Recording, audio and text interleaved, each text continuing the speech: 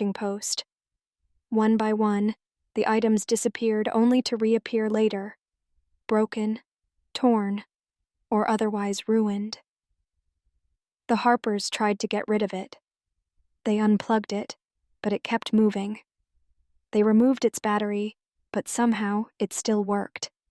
They evened to it, but when they opened the garbage bin the next morning, Sweepy was back in the living room, its red light glowing brighter than ever. Desperate, the Harpers called an electrician. When the man arrived, he examined the Roomba closely. "This thing'd even be running," he said, scratching his head. "It's like it's alive."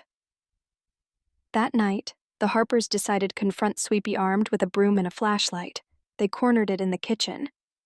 Sweepy stopped, its red light flickering.